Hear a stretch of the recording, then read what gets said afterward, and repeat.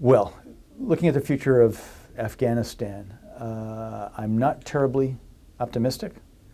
I would be more optimistic if there were greater U.S. engagement going forward. I think that the U.S. needs to maintain some military presence inside Afghanistan, and I think that's an important aspect of our presence there, in part because I think that our future financial involvement in support of the Afghan government is going to be predicated on a U.S. military presence there. So again, I would be more optimistic if I had greater assurances of continued U.S. engagement there. I think that to date, our engagement there has not been as successful as one would like. There was much that we tried to do, particularly in what I like to refer to as the Second American-Afghan War, where essentially we tried to do too much, and I think that we failed badly at that. And my concern is that at some point in the future, we will see Afghanistan once again become a safe haven for international terrorists. And so I do expect that at some point in the indefinite future, the U.S. is going to have to get re-engaged in Afghanistan in a way that I think the current administration would prefer not to.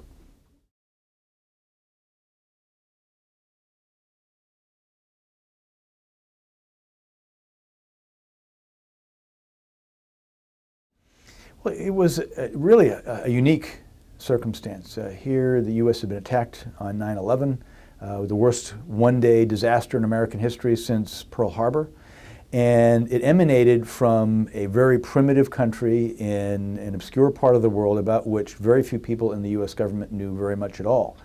And one of the keys for the U.S., for the CIA and for the CIA involvement in the war that was to come was the fact that we were probably the only U.S. government agency that was actually engaged during those decades before 9/11 in Afghanistan. We had important relationships on the ground.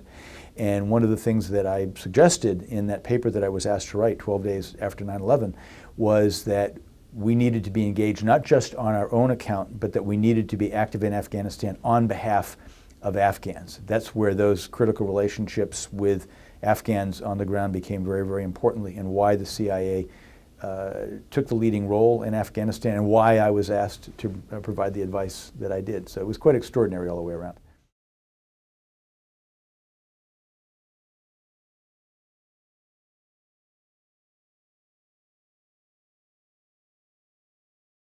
Well, unfortunately, whether you're fighting a terrorist organization or dealing with some other knotty problem in U.S. national security policy, we don't always get to choose our allies.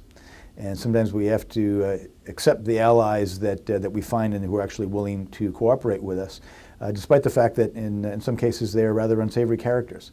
And I think what you need to try to do is to maximize your relationship with these people and try to minimize the unintended consequences of your dealing with them. And in the case of the Afghans, many of them were warlords, many of them had rather unsavory backgrounds, and my line at the time was that we need to make these warlords the best warlords that they can be, but accept the fact that we have to work through warlords if we're to achieve our objectives inside Afghanistan.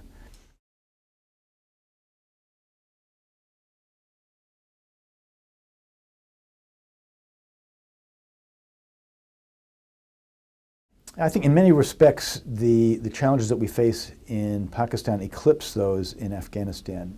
Pakistan is intrinsically a much more important country, and therefore it can have an outsized impact on U.S. interests, not only in South Asia, but in the wider region. I mean, it's a country of 190 million people. They have nuclear weapons. There's a lot of good and bad that can emanate from Pakistan. And unfortunately, in having understandably pursued the objectives that we had to pursue inside Afghanistan, that had some very serious negative consequences for the situation inside Pakistan. And much of that, it was not very much that we could do about. We simply had to try to mitigate to the extent possible those unintended negative consequences inside Pakistan. In terms of my dealings with the ISI, I guess I would point to two things. One is that it's extremely important to maintain personal relationships. My relationship with the ISI and with the Pakistan government writ large were very bad during the 2 years before 9/11. There were a lot of reasons for that. But I still maintain those relationships so that when our perception of our national interests changed after 9/11 and coincided, at least for a certain point in history, I had those relationships in place. We knew each other, we trusted each other, and therefore we were able to pursue the interests of our respective countries in tandem in a way that we wouldn't have been able to do if I'd simply been ignoring them for the 2 years prior.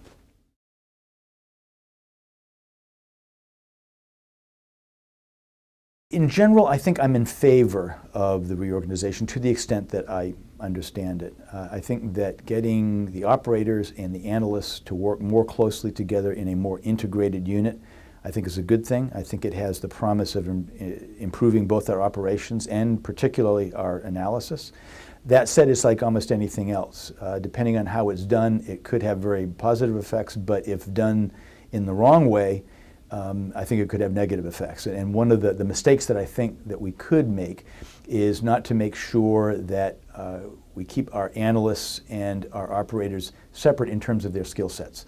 So I think that those two brands of officer need to be selected very differently. They need to be trained very differently. They need to come to the table with very different skill sets. And I think that when you have that, then you get the synergies that we're looking for in the creation of these new centers at CIA.